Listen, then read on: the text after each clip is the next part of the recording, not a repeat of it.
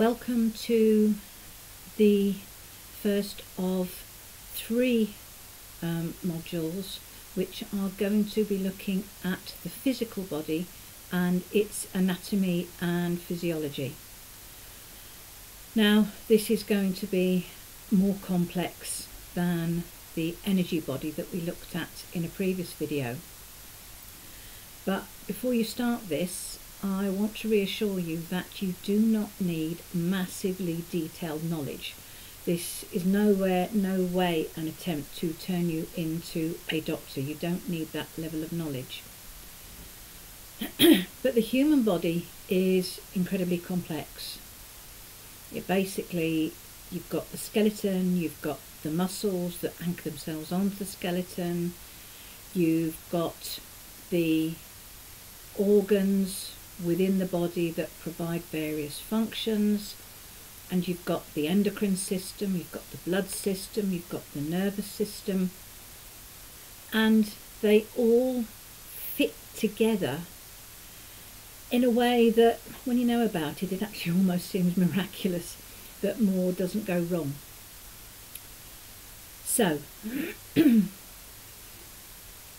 level of knowledge that you need is very basic, but you do need an understanding of how all the bits fit together. If you haven't already got a first aider certificate, then I would actually recommend that at some point you look into doing that if you plan on working regularly with people in any work environment, whether you're giving Reiki or whatever you're doing. First aid skill is always useful, and a first aid certificate will also give you a little bit more context for how the human body works together. So, another thing I need to say is that generally someone who comes to you for Reiki will come because they have a particular symptom. Say you've got someone who has got lower back pain, which is very common. Although you may listen to what they tell you and think, oh, I know what's causing that, your role as a Reiki therapist, as a Reiki practitioner, is not to try and deal with the cause. All your role is to deal with symptoms. Now, you may have another qualification that means that you are qualified to maybe give dietary advice, give posture advice to someone where you feel that those are relevant. That's fine. You can do that, and you can also give Reiki to help relieve the symptoms. But as a Reiki practitioner, your role is not to try to diagnose. You're not allowed to.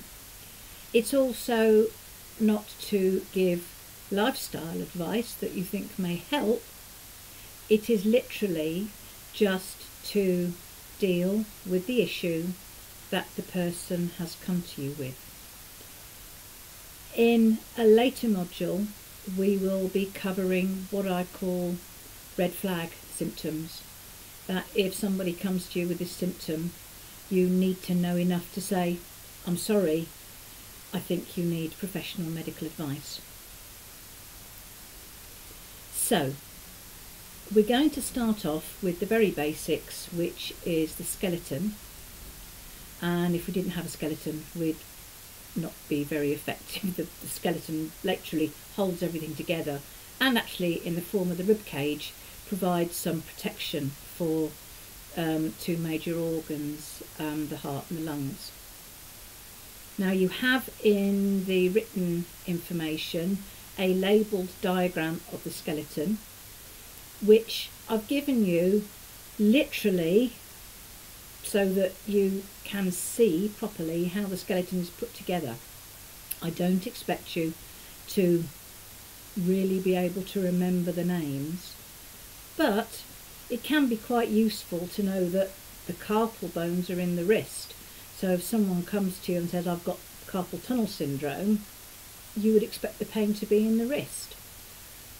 If someone comes to you and says, oh, you know, I've got a problem with my cervical vertebrae, you know, after looking at this diagram, that the cervical vertebrae are at the top of the spine, so you're going to expect the pain to be in the area of the neck. I repeat, you don't need to really remember all the bones of the body. But it is worth pointing out that the skeleton is not just a support system. It actually it helps. The bone marrow is where blood cells are made, and the bones themselves are a place where minerals can be stored. So even though inevitably in these modules I'm going to be looking at every system separately, that they're really all interlinked, and we've just started to see that in a very simple way with the skeleton. Pain in the skeleton is actually very common.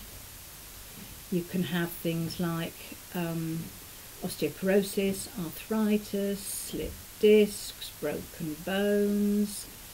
I've already mentioned carpal tunnel syndrome, and generally these kind of problems will report with pain. In fact, there is a whole group of painkillers that are designed for use with musculoskeletal pain.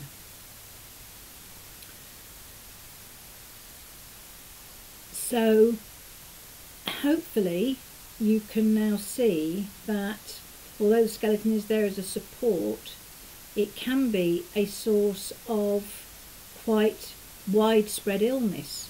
If the bone marrow isn't working properly, then you end up with leukemia.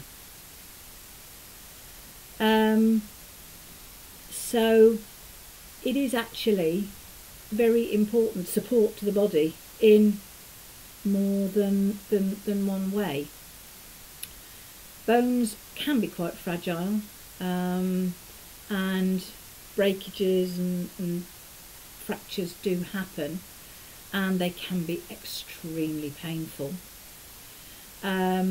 Sometimes the problem isn't caused by the bone, but by the cartilage, which is part of the skeletal system, which sits in between the joints.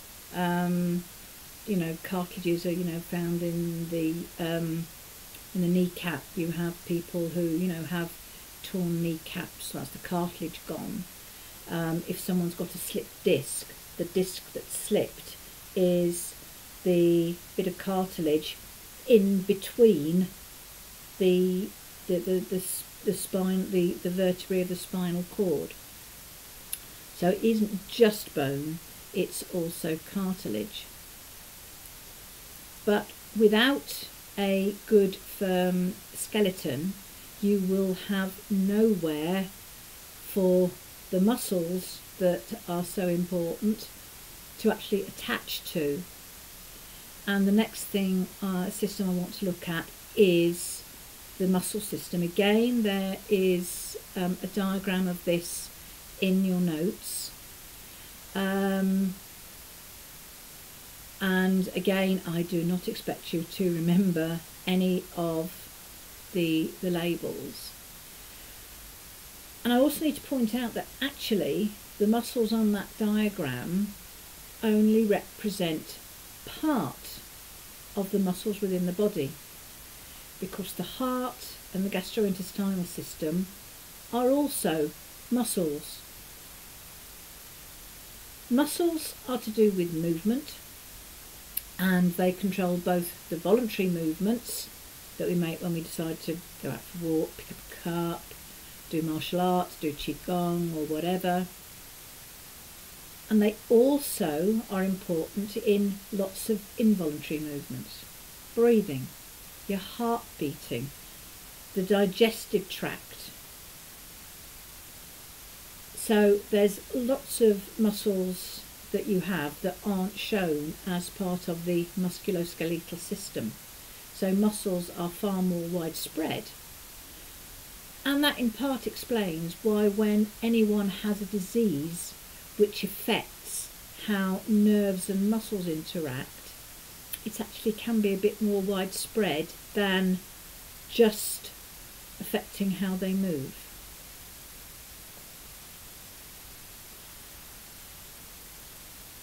Basically, muscles are all the major muscles that I've shown in the diagram are made up of tiny fibres, lots of fibres, and these fibres expand or contract as instructed to by the nervous system. You have to have a good blood supply to the muscles to ensure that there's enough oxygen and glucose and other things to enable the muscles to operate efficiently. And if you think about it, you will know that, or you will have heard athletes talking about, getting cramp. Well, that's caused by a build-up of lactic acid in the muscles, which is caused by a lack of oxygen. Those kind of problems tend to be self-limiting, but it's very easy for muscles to get inflamed, strained, pulled. They're connected to the bones by tendons, which can tear or can get strained or inflamed. Tendinitis, that's exactly what that means. And in a way, the pain that you get when you've got a muscle problem is actually part of the body's healing systems coming in, but that doesn't really help you if you've torn a muscle and you've got pain. You just know that it hurts and you want the pain to go away.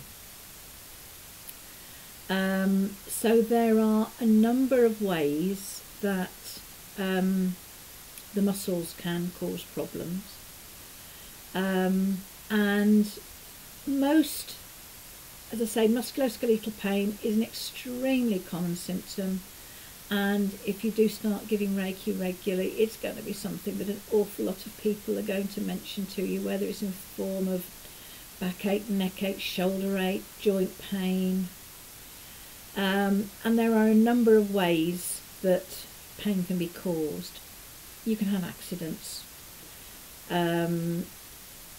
You can drop something on your toe, which can maybe break the toe and strain the muscle.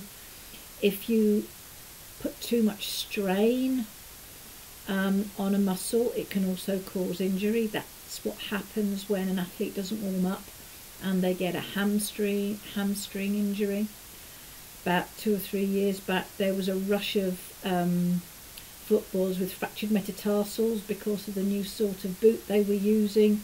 So even when you're trying to be healthy, you can cause problems. So there are a number of different ways that pain can be caused. But some systemic illnesses can actually cause pain in the skeleton, in the bones and in the muscles. Things like osteoporosis, cancer if it's spread to the bones. If someone's had surgery, then they are going to have localised pain and inflammation at the surgery scar. It doesn't matter that we made the scar with the best of intentions, it still hurts. So almost any problem with bones or muscles is going to result in pain of some sort. Now, the third and last system I want to look at in this module is the digestive system. Again, there is a diagram of it in the literature that I've sent you. Again, I don't expect you to remember the names of the different parts, but what I do hope you get is, from looking at the diagram, is an idea for exactly how big your digestive system is and quite how curled up it is, and the fact that it literally goes from your mouth all the way down to your rectum. So it's actually a very, very important organ, and it's another area that very commonly causes problems. You can have things like diarrhea, you can have things like constipation, you can have inflamed gut with things like inflammatory bowel disease. The basic role of the gut is to ensure that the food that you take in gets broken down into the constituents that your body can use and gets and stored for future use if it's not needed right now. And very closely tied up with the digestive system is the endocrine system, which again I'm going to have to deal with in a different section, because within the digestive tract you've got the liver, you've got the pancreas, which obviously is an important part of the endocrine system in terms of helping you use and absorb glucose. The gallbladder is an important part in ensuring that you can absorb and use essential fatty acids. But basically, the gut, you take food into your mouth, there are various digestive processes that go on as the food travels down the esophagus into the stomach, and the stomach is where the real digestion happens, and then by a system known as peristalsis, which basically means that the muscles are constantly, there's kind of waves of contractions that move along the gut, that literally move what's in the gut through it. As it moves through the small intestines, there's more absorption, more digestion. Then when you get to the large intestine, it's about making sure that you absorb water from your food. And then obviously at the very end is where waste food that you don't want and certain toxins that you don't want are eliminated from the body. But a lot of the problems that are associated with the digestive tract are actually associated with our emotions.